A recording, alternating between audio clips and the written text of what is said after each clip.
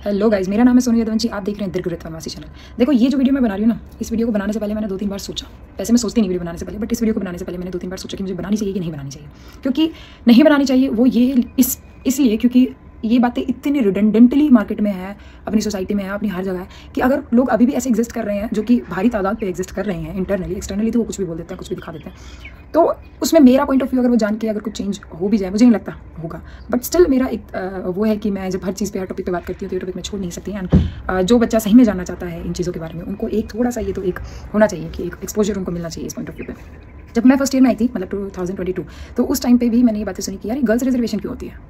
वैसे तो लड़कियां बात करती हैं इक्वालिटी की, लेकिन ये फीमेल रिजर्वेशन क्यों होती है, फिर इसको नहीं होना चाहिए, है ना। उसकी जगह जो एक लड़के हैं वो आने चाहिए भाई, जिनकी ज़्यादा रैंक है या कुछ ऐसा करके।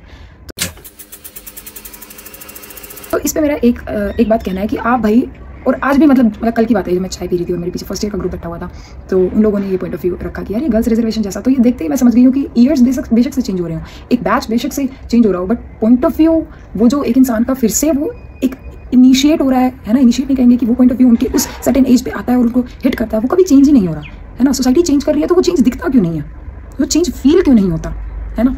अब मैं पहले उसको आंसर करने से पहले से तो ये कहूँगी कि भाई आप लोगों ने 9th-10th में रिप्रोडक्शन चैप्टर पढ़ा है ना। फिजिकली जो आपको दिखेंगे चेंजेस वो तो आपको दिखेंगे, उसके अलावा मैं बात करती हूँ। फिर आपने कुछ ऐसे मेंटल उसका इफेक्ट भी देखा है कि नहीं देखा। उसके बाद आपने अपनी सोसाइटल जो एक जेंडर जो है वो हमेशा से उसको मतलब नीचे दिखाया गया, उनको दबाने की कोशिश की है, ये देखा ही नहीं देखा। अपनी हिस्ट्री पढ़ी या नहीं पढ़ी है ना। उसके बाद आप ये क्वेश्चन रेज कर रहे हो कि फीमेल रिजर्वेशन गलत है। इसका आंसर अब मैं कर देती हूँ। रिजर्वेशन मिलती है तो रिजर्वेशन का मतलब ये थोड़ी कि तुमने जेई दिया ही नहीं है।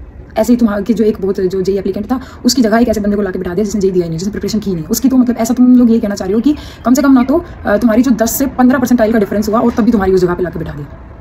थोड़ा तो मेंटली मतलब ग्रो करो। अगर तुम लोग, मैंने एक दो वीडियो में पहले भी एक वर्ड इक्विटी का यूज़ किया है, क्योंकि मैंने भी एक बहुत कुछ टाइम पहले ही इस चीज़ को सीखा है कि इक्वालिटी और इक्विटी में डिफरेंस होता है। आप क्यों देखते हो फिजिकली, आप क्यों देखते हो मेल और फीमेल सेम है? नहीं है सेम यार, कहाँ से सेम हो गए? चेंजेस हैं। अभी तो चलो हम मान लेते हैं कि फिजिकल नहीं है, अभी तो बहुत तरीके के डिफरेंसेस हैं।